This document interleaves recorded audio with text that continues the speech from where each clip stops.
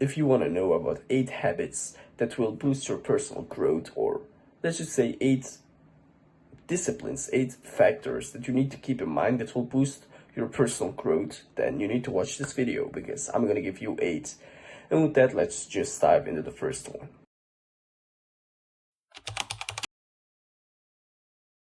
The first one is getting sunlight. Obviously, you've probably heard it from your parents, doctors, teachers, how important it is to get sunlight. Even if it's just for 5 minutes, it will change you a lot because sunlight contains vitamin D, and obviously you need to have vitamin D in your body to be a healthy person. You need to have all kind of vitamins. I don't know them all by head, but if you go into sunlight, you get vitamin D, which will result in a healthier lifestyle. And don't think that opening a sunny picture on your phone and increasing the blue light counts as sunlight. Obviously, most of you don't think that. I don't think that you're that stupid, but there may be people, and blue light doesn't count as sunlight. If you want to get sunlight, just go outside or open your window and stick your head out the window. I don't know. But if you wonder where sunlight is when it is a dark day, let's just say you come into your room at 4 p.m. after school, for example, and you're all tired, and you go in your room and you see things. You basically just see things. You don't need to have to flick the light switch to put the light on, but you already see the things before you. That is because of sunlight. Even though it is very, very few sunlight, it is sunlight. But I'd say the recommended amount of sunlight is at least 30 minutes outside. So whenever you're going to school and coming back, that's basically probably enough. But if it's not, just go for a walk in the park. And keep in mind, sunlight will boost your mood and will give you vitamin D, which is both important.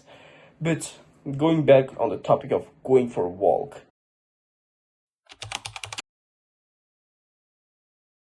that is the second factor or thing that you need to keep in mind.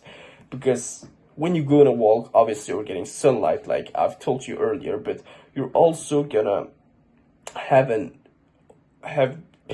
be more open-minded, be more relaxed because of the nature around you. If you go for a walk in a park or around the trees, obviously don't go to those places when it's midnight, 3 a.m., but it's a bit common sense that. So going for a walk, that will basically just elevate your mood because you will feel the energy of nature, and to be honest, it just feels better that you've got a walk, because the status of your mind before a walk and the status of your mind after a walk is very, very different. You will feel a difference. And obviously, if you go for a walk, there is a chance for you of meeting new people. If you go for a walk in the city, you will obviously meet more people than going for a walk in a park, but that's a different topic. If you go for a walk in a city, you can go ahead and say hi to people that pass by or have a little conversation. And with that, boost your, let's just say, experience in talking. And after you've done that, a lot of times you won't feel really that awkward socially anymore. But talking about social environments,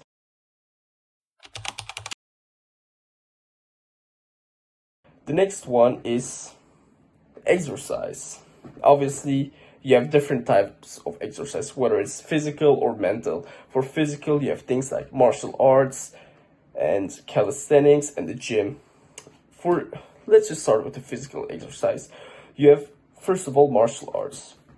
There are 2 ways of learning martial arts. You can learn it at home, opening a video, doing those moves, jab, cross, things like that. But I'd say the best way is to join a club, this will also boost your social status, or how you interact with people socially. And that is a win-win in both situations. You have a lot of options in martial arts. You have Muay Thai, you have boxing, you have MMA, you have kickboxing, judo, BJJ, grappling, wrestling, and all of that stuff. But I'll leave that to choose upon for you. So the next thing is calisthenics. Unlike a gym, calisthenics is accessible for everyone because all you need is your own body weight. And I think you all have a body, so you will all also automatically have body weight. And with that, you can basically just do exercises like in the gym, pushing, pulling, and I was gonna say legging, but legs. And the best way to start calisthenics, obviously, it is like in the gym how most beginners start: push, pull, and legs, and then a rest day, probably. For push, you can do things like diamond push-ups, normal push-ups, pike push-ups, and for pull, you can do chin-ups, pull-ups, Australian pull-ups. I'm just giving you all sorts of exercises. For legs, you can do pistol squats, squat, I think squats holds, and then explosive squats, and those are just a few exercises, to name a few. And you also need to know that if you don't go to train because you're shy, because you don't want to, I'll just say this one thing: a weak body equals to a weak mind, and a weak mind equals to no discipline, so you won't make any progress, no charisma, because you're always going to think, oh, what are people going to think about me, what is going to happen, this is going to happen, things like that, overthinking basically. And that will just really mess with your head and really mess with your life, so it's better to train. And the third option is a gym. You can go to a gym without talking to anyone, but it's not very likely that you won't be talking to anyone during a gym session, because most of the gyms are full nowadays since a couple of years. And because they are full, most of the exercises are full. So you go ahead and ask people, yo bro, how many sets have you got left? So that's plus experience in the social skill. So it may happen that you don't need to talk to people at the gym, but you probably will. So that's also a great way to boost your social charisma, let's just call it that.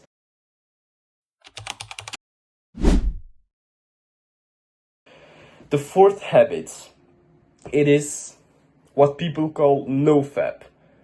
But I personally don't agree with the idea of Nofap, because Nofap is basically just you doing it, and then stopping all of a sudden. Just nothing, not maybe filling the void, but most of it you don't. And this is gonna make you count the days, like day 1 of Nofap, day 2 of Nofap, day 3 of Nofap. And if you do that, you will always have it on your mind and you won't ever quit. Think about it this way. Let's just say 2 people go to a bar. One is called Thomas and the other is called Max. And they both go to a bar. Thomas is asked, yeah, hey bro, you want to go and drink a couple of glasses of alcohol? But Max gets asked the same question, yo bro, you wanna drink some glass of alcohol? If Thomas reacts with, no bro, I'm trying to quit it, I'm trying to stop drinking alcohol, and Max answers with, no, I don't drink, who do you think will eventually not drink during the night? Max. It's a bit logic, because the other one is in the mindset of trying to quit, but Max is in the mindset of, I have already quit, I'm not that person, I have a different identity. And Nofap, the method of Nofap, is just putting you in the mindset of that Thomas guy. So instead, you need to do less fab. And what is less fab?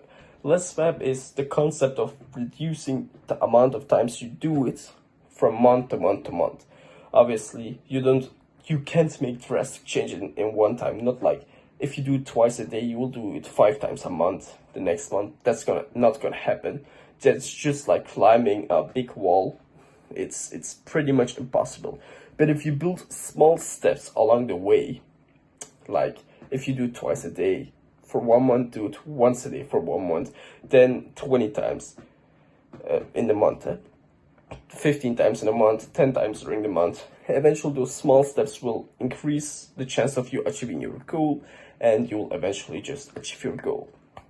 And that is basically what less fab is. As you've probably seen, less fab is better than no fab because the mindset part is better than no fab, and it just isn't something that you can flex or show off like nofap. With nofap, you can say, yeah, I didn't do it for 25 days, but when you get the urges, you will start to like do it again. And when you've done it again, you will say, at day 0, I can do it as many times as I want because I'm still at day 0. But with less fab, it isn't like that. If you do it, you will actually use your, let's just call it credit of the month. And that is gonna impact you for the whole month.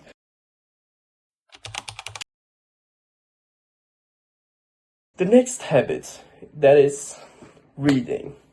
Obviously, reading is very important. Where are my books? Here. Currently, I'm reading this book, the Charisma Myth, Method of Personal Magnetism by Olivia Fox Cabane. It's a pretty nice book, as you can see. Pretty nice. For the first 20, I don't know which page I am, 20, 30, 35. It has been a real good book, but I'm also reading this book, How to Win Friends and Influence People. I know the title is weird, but it's a good book. It follows the concepts of, I'm just gonna open it, things like principles. Every day you can read one principle. A principle is like 3 to 4 pages long, and it's very easy. The importance of books in your life is very big. Don't be like, yeah, I'm already reading 4 books for school. I don't need to read any more books for the rest of the year. That's a really wrong mindset. You need to keep a student mindset all of the time, and that's why you need to read all of the time. Reading eventually will boost your IQ because you will probably retain a lot of the information, and you will be quicker with words, which will also increase your vocabulary because you're learning and reading a lot of the same words that are difficult. Let's just say introversion, page 108. I didn't reach here yet, but if you read about introversion for the first time, you probably won't know what it is about, what it means. But after a couple of times, after reading a bit, you'll learn it, and if you can relate it to your own life, you will eventually remember that vocabulary, and boom, bam, you've increased your vocabulary. It's that easy. Obviously, if you're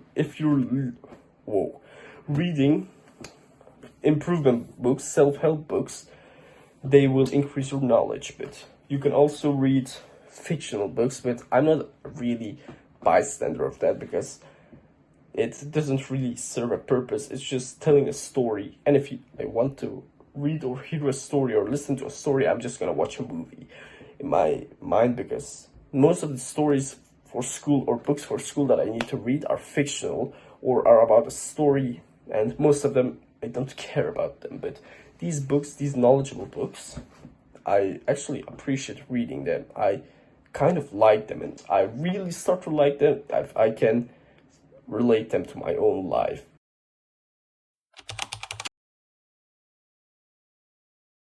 The next habit, the 6th one, it is fasting. Now, fasting, it is a very healthy habit because fasting will remove the bad, let's say, bad bacteria or bad, I don't know how to call it, bad things from your body. There are 3 or 4 different ways you can do it. Obviously, you have intermittent fasting. That is till lunch break. Let's just say that for the students. And that is just not eating till then, but I think you can drink water and eating after that, because I've heard that it is healthier, but I didn't really try it myself. I fast during the Ramadan, which is from around 4 to 5 a.m. till 6 to 7 p.m. And that will just cleanse your body from all the bad things. But obviously, there are people that just fast for 24 hours straight, 48 hours straight, or 72 hours straight. I already hear you asking, without water. Obviously, they can't drink water because the human limit to live without drinking water is around 72 hours, I think. So they can only drink water during those 72 hours. But it is really, really cleansing, and it is a challenge, but I'm thinking of trying it in the near future, but it's just a bit contradicting my book, if you know what I mean.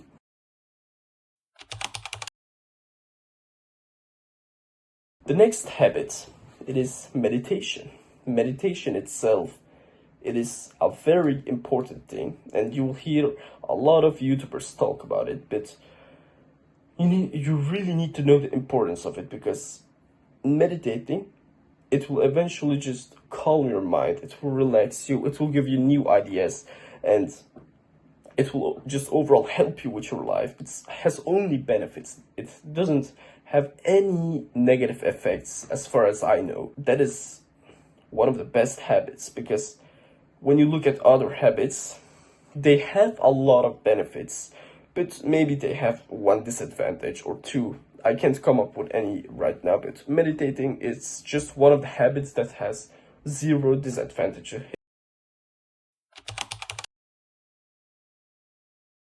Next habit is sleep, or I should say, having a good sleep.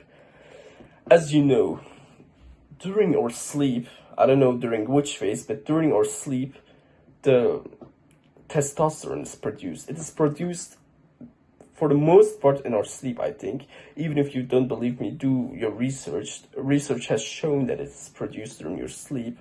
So what that means is that if you sleep less, you will have less testosterone. And research has even shown that a guy that sleeps 5 to 6 hours a day has an equal amount of testosterone as a guy that is 10 years older than him. Obviously, for you, if you're 15, 16, that rule doesn't really count, because 24, 25 is a peak testosterone age. But if you're like 22, 23, that rule starts to really kick in. So you need to focus on that.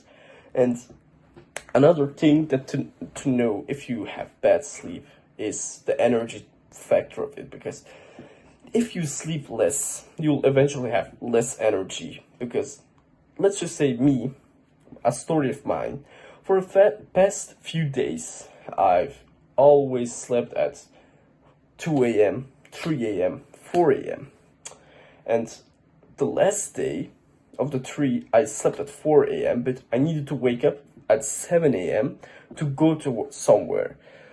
But when I woke up at 7 a.m., let's just say I started to sleep, and every time people woke me up, I started to have sleep shocks. If, like, just getting shocked or scared from waking up. And as you can know, that comes over as very weird, to be honest. And that is why sleeping good will eventually impact your social status too, because like I said, if you slept less, you will have those random sleep moments during conversation, or you will, when someone is talking to you, you will be like, yeah, I'm done this, I'm done that, I'm done, yeah. And that's just a bad image. That's just a person with low charisma. Let's just put it that way. Keep that in mind when sleeping. You should aim to sleep around 7 to 8 hours. That's the best amount of hours. Obviously, some people are better with 6 hours 30 minutes, some are better with 9 hours. It just depends on your body. But also know that during your sleep you have phases. I don't know how many, 4, 5, or 6, I don't know, but you have all those phases in a circle, and during your sleep you complete the circle a couple of times, and each time the circle completes, it's 1 hour and 30 minutes. So if you try to wake up 30 minutes after you've fallen asleep, that's gonna be difficult because you're mid a cycle. So you need to aim to always sleep for those 1 hour 30 minutes. So it's gonna be 6 hours, 7:30, things like that. Average, obviously. It can change depending on your body.